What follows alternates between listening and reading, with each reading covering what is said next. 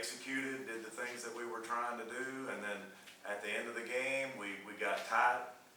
We got a little tired. There's no doubt about that. But give a lot of credit to Arkansas on, hanging in there, and, they kept putting pressure on us, and we had opportunities and just didn't take advantage of it, and they took advantage of it. And we definitely learned a lot, I think, from this, and we gotta move forward and take it, take our next game as at Auburn, and gonna play another big SEC school and try to learn from the mistakes that we made tonight. I know you're probably not a big moral victory guy, but does it give your team a little confidence taking an SEC team to overtime like that? Well, I think, we talked about it in the dressing room before the game that, the last 3 times we played them, I think we lost by 35, we lost by 41, we lost by 44. And so, we knew going into the game that, we had an opportunity if we played well. And so I was just really proud of, our effort. And, I take a little responsibility for how we played that last part. We had an opportunity, had the ball with a few seconds left, and definitely could have got it, and got a pretty decent shot, but I felt like we could have got a better shot, and I'll learn from that too. But yeah, I mean, to answer your question, I'm proud of it, but moral victories and things like that are pretty tough in this business.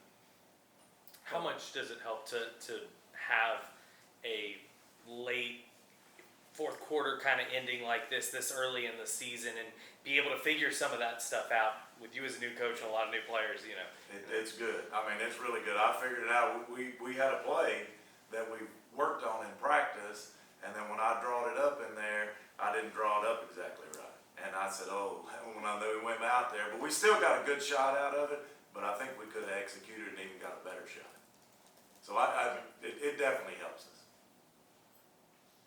You've faced over the years Izzy Higginbottom multiple times. Just what makes her so tough, especially as the game progresses? She just creates so much. I mean, she creates for her teammates. She creates for herself. She just puts so much pressure on your defense that, she's great at drawing fouls, great at getting to the free throw line. Of course, we played her several times, when she was at A-State. And we knew what we were up against there. I thought we had a good game plan. Jayla Brooks did a great job on her.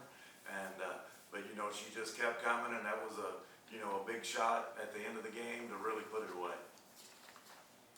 Emerald finished with 16 boards against an SEC team. I'm sure that's an impressive number. How impressed were you with the way that she was able to kind of command her presence down low? Yeah, we're very proud of how she competed. I mean, Emerald's got a lot to learn. She's just a freshman, and this was, her second game as a college basketball player, and we know we got something special with her, and she's just going to continue to get better. She had some opportunities at the free throw line there late that I'm sure she's disappointed in, but she'll work on it, but definitely she's going to be a presence for us.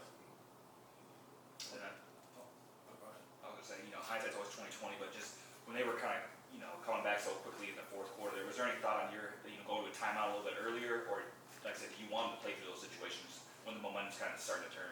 Yeah, I mean, there was a thought of that. We had 2 timeouts left, but you try to keep those, in situations at the end if they did get it close. But, hoping that the girls can sort of regroup. And they were talking. That was one of the things we talked about before the game, that, how are you going to react to adversity? How are you going to, we hadn't faced any of that yet, this season, so this is the first time. Are you going to come together? Are you going to be ready? And I was just sort of watching them and seeing how they were doing things, and they did a pretty good job. I think a lot of it, like I said, give credit to Arkansas. They made some plays, and they were able to get to the free throw line, and we were able to get to the free throw line a couple of times, but we didn't convert, and I think that was a big difference. I was just about to touch on that. In the first half, I was looking at you guys' numbers at the free throw line. 2 of 8 in the first half. Not to say that would have made a difference, but even down the stretch, 3 of 8 from the free throw line, and then in overtime, 0 of 2 from free throw line. Is that something you're going to harp on going forward? Just just getting better.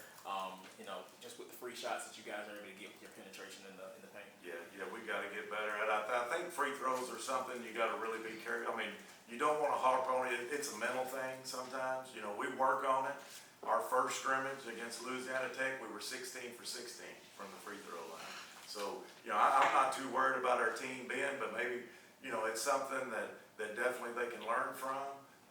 You gotta just keep being consistent with it in practice, keep working on it, keep, putting pressure on them, in practice to make free throws, and I think that, they'll get better at it, but nothing's better than the game pressure, because that's where they're gonna learn those type of things. Do you feel like Emerald, I'm pretty sure that's who it was at the line there towards the end, do you feel like that's what she was feeling in those moments where, it was kind of up to her to kind of, put you guys over the top, at the free throw line? Yeah, What did you say to her, just after the game, just, about that? Because it seemed like, she kept going to the line, but, they just weren't falling.